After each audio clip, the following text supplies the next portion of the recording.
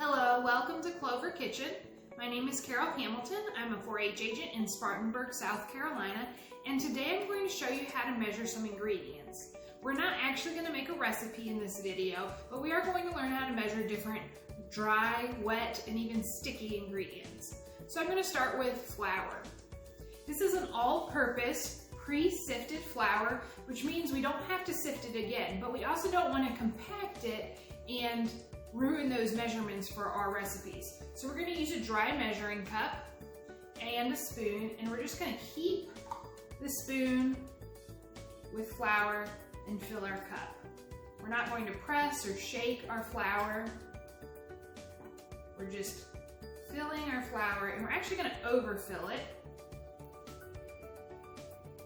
You can see I'm kind of making a mess.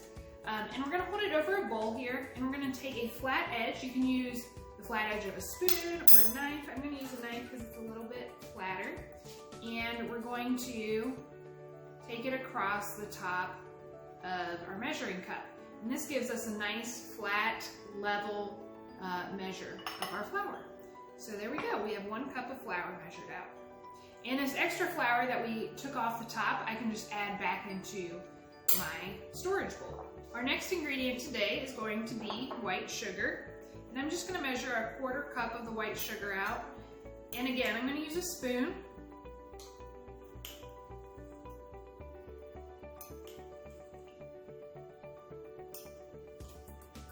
And I'm going to allow my sugar to heap over the top.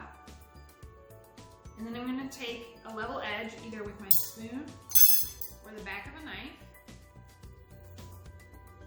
and have a nice even measurement. And there's our sugar. Now you might think, okay, we've done flour, we've done sugar, I know how to measure all dry ingredients. But brown sugar is a little bit different than our white sugar.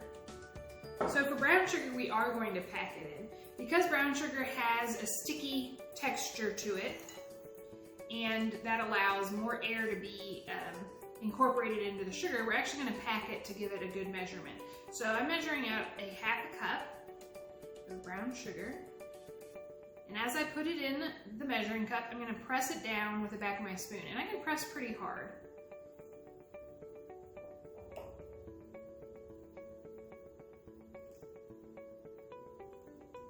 So anytime your recipe calls for brown sugar, you want to make sure that it is packed brown sugar. Even if it doesn't say that it needs to be packed, this is the correct measurement for brown sugar, is to pack it. Okay. And again, we want to overfill it just a little bit.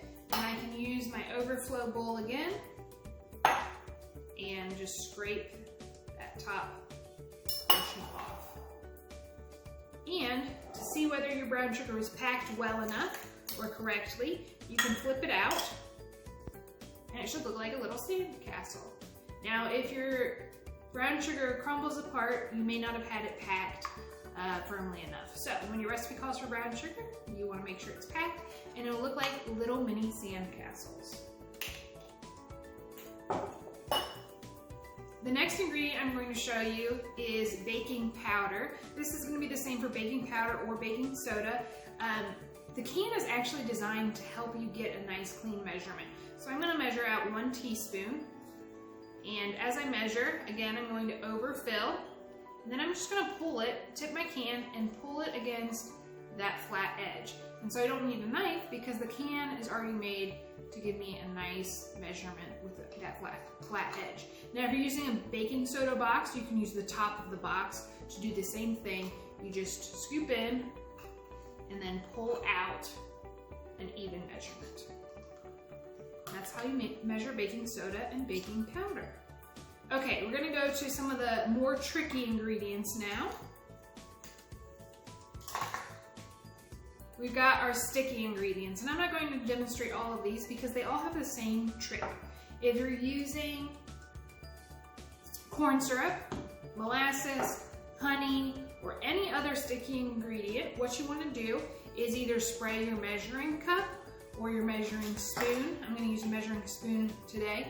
You're going to spray that with some cooking spray, and now when we measure it out, it will pour out much easier. So I'm just gonna measure 1 tablespoon of my corn syrup.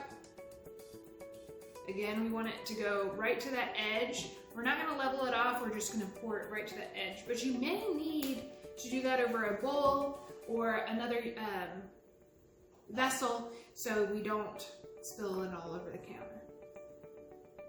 And there we go. I have a unique measuring cup which allows me to measure both from looking down from the top or from the side. With most measuring cups, you're going to look from the side and you want it to be on a level surface.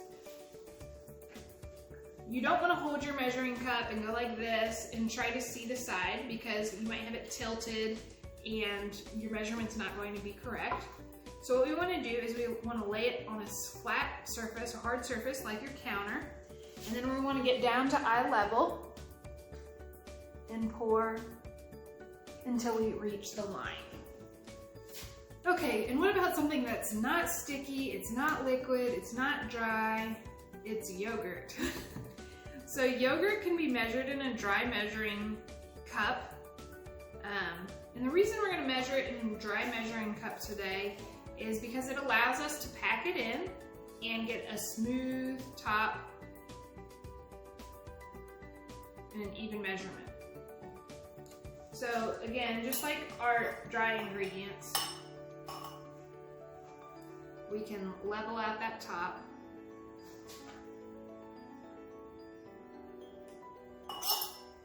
And have a nice even measurement.